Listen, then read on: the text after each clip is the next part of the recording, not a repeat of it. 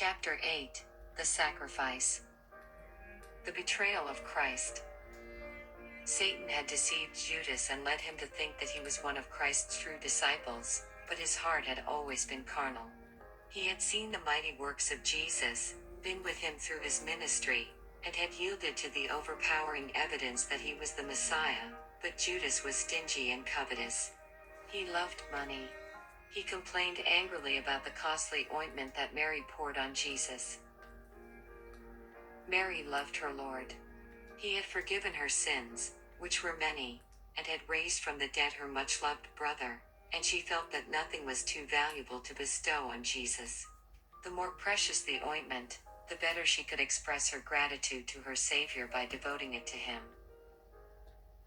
As an excuse for his greed, Judas urged that the ointment might have been sold and given to the poor.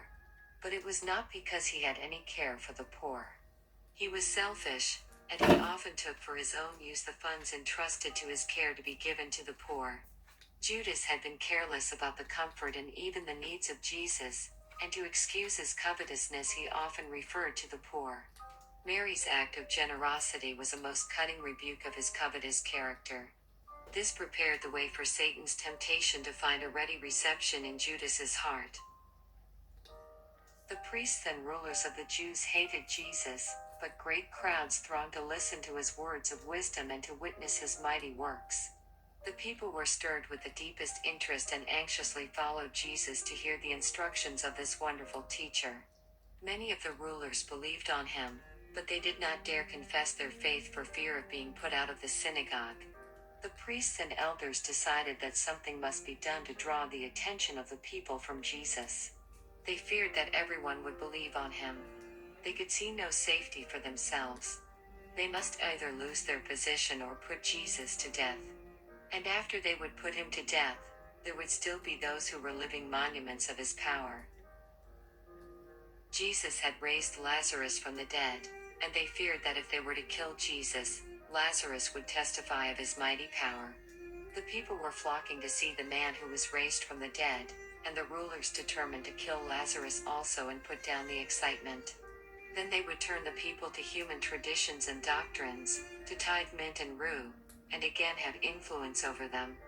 They agreed to arrest Jesus when he was alone, because if they attempted to take him in a crowd when the minds of the people were all interested in him, they would be stoned. Judas knew how anxious they were to get Jesus, and he offered to betray him to the chief priests and elders for a few pieces of silver. His love of money led him to agree to betray his Lord into the hands of his bitterest enemies.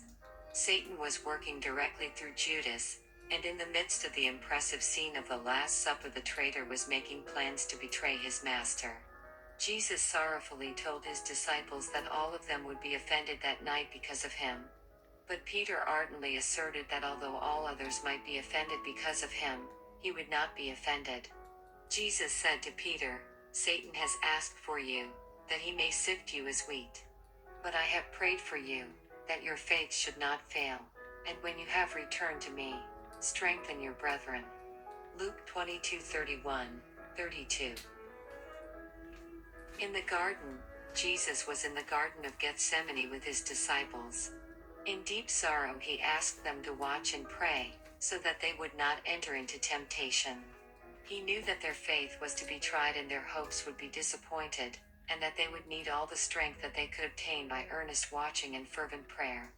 With strong cries and weeping, Jesus prayed, "Father, if it is your will, take this cup away from me. Nevertheless not my will, but yours, be done." Luke 22:42. The Son of God prayed in agony. Great drops of blood gathered on his face and fell to the ground. Angels were hovering over the place, witnessing the scene, but only one was commissioned to go and strengthen the Son of God in his agony. After Jesus had prayed he came to his disciples, but they were sleeping. In that dreadful hour he did not have the sympathy and prayers of even his disciples. Peter, who had been so zealous a short time before, was heavy with sleep. Jesus reminded him of his positive declarations and said to him, "What? Could you not watch with me 1 hour?" Matthew 26:40. 3 times the Son of God prayed in agony. Judas betrays Jesus. Then Judas appeared with his band of armed men. He approached his master as usual, to greet him. The armed group surrounded Jesus, but then he displayed his divine power, as he said, "Whom are you seeking? I am he." They fell backward to the ground. Jesus asked this question so that they could witness his power and have evidence that he could deliver himself from their hands if he wished. The disciples began to hope as they saw the crowd with their clubs and swords fall so quickly. As they arose and again surrounded the Son of God, Peter drew his sword and struck a servant of the high priest, cutting off an ear. Jesus ordered him to put the sword away, saying, "Do you think that I cannot now pray to my Father, and he will provide me with more than 12 legions of angels?" Matthew 26:53. When he spoke these words, the faces of the angels were animated with hope. They wanted to surround their commander then and there and disperse that angry mob.